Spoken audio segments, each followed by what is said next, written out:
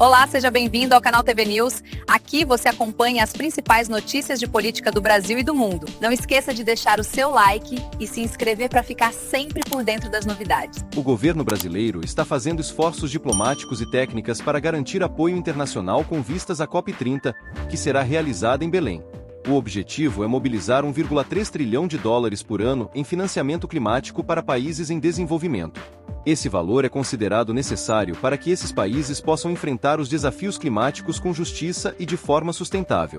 A ideia de buscar esse montante foi acordada entre Brasil e Azerbaijão, países que lideram o planejamento da COP30. Eles apresentaram uma proposta conhecida como Mapa do Caminho de Baku a Belém, ou Roadmap, com metas e estratégias para chegar ao financiamento desejado até 2035. Esse plano inclui diversas frentes de ação e mecanismos financeiros inovadores. Uma parte importante desse esforço é criar um círculo de ministros de finanças da COP30, composto por ministros de vários países, que passou a articular soluções para mobilizar recursos externos para países em desenvolvimento. Esse círculo já reúne ministros de 37 países e funciona como espaço para debater reformas nos bancos multilaterais, expansão de fundos climáticos, atração de capital privado e outros instrumentos de cooperação. No Brasil, o governo lançou iniciativas que buscam atrair investimentos privados para projetos climáticos. Entre elas está o modelo chamado de Blended Finance, que combina recursos públicos e privados para reduzir riscos e tornar possível a participação de investidores privados em projetos ambientais. O Brasil conta também com o programa EcoInvest, que busca usar instrumentos financeiros, como linhas de crédito especial e mecanismos de proteção cambial, para tornar investimentos verdes mais atraentes.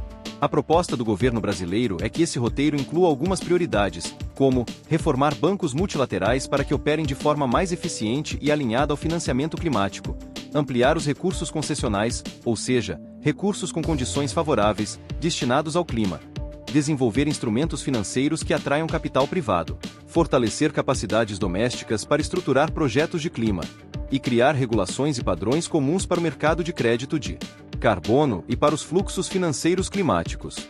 Para que o montante de 1,3 trilhão de dólares por ano seja viável, é indispensável que uma parte substancial venha do setor privado global.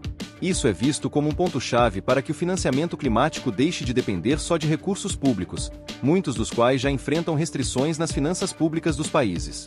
Especialistas apontam que muitos países em desenvolvimento têm orçamentos apertados e dificuldades para oferecer garantias ou risco menor aos investidores. Entretanto, há um debate intenso sobre como será feita essa captação de recursos. Alguns defendem que o valor não pode simplesmente sair do orçamento dos países ricos. O presidente da COP30, André Correia do Lago, afirmou que os 1,3 trilhão de dólares não virão do bolso dos países desenvolvidos, mas que será necessário combinar fontes, mecanismos e inovações para viabilizar os fluxos financeiros. Ele sugeriu o uso de instrumentos como taxação de super-ricos, impostos sobre petróleo e tarifas de aviação, entre outras ideias que possam gerar receitas ligadas ao financiamento climático, além das doações tradicionais. O governo brasileiro pretende também que, na COP, seja lançado oficialmente o Fundo Florestas Tropicais para Sempre, TFFF, uma iniciativa que pretende remunerar países que preservem suas florestas tropicais, transformando o valor econômico em conservação. Esse fundo poderia mobilizar dezenas de bilhões de dólares e se tornar elemento relevante no compromisso climático global. O Brasil quer também apresentar uma coalizão aberta para mercados de carbono regulados, com parceiros internacionais que pretendem padronizar critérios, criar interoperabilidade entre mercados de carbono dos diferentes países e gerar confiança para investidores. Essa coalizão seria parte da arquitetura de financiamento climático que será debatida em Belém. A COP30 será considerada uma COP de implementação, ou seja, de transformação dos compromissos climáticos já prometidos em ações concretas e entregas reais. Para isso, o Brasil pretende usar o protagonismo que a presidência da conferência confere ao país para mostrar soluções estruturadas e viáveis, não apenas promessas. A expectativa é que delegações internacionais observem os projetos e indicadores que o Brasil levará para exibir como exemplo prático. Os desafios são muitos. Primeiro, o risco de que o valor proposto de 1,3 trilhão de dólares continue sendo uma meta simbólica se não houver mecanismos claros de execução e fiscalização. Segundo, a necessidade de articular interesses entre países com diferentes realidades econômicas, sociais e institucionais.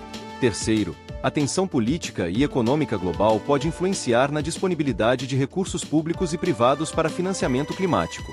Além disso, há riscos de que o capital seja canalizado apenas para projetos com retorno mais seguro e privilegiar países emergentes em detrimento de países mais pobres ou vulneráveis. Para que essa ambição não permaneça apenas no papel, será necessário fortalecer instituições nacionais, melhorar regulamentos, oferecer garantias e reduzir riscos para investidores. Os países em desenvolvimento precisam de mecanismos que tornem seus projetos mais atrativos para o capital privado.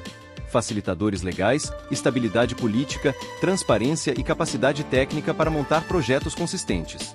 Outro ponto crítico é que o modelo precisa ser justo e equitativo. Os países que têm menos recursos e menos peso no cenário internacional não podem ficar excluídos das composições financeiras e dos mecanismos de governança. Caso contrário, haverá desigualdade na distribuição dos recursos climáticos, o que poderia prejudicar os mais vulneráveis.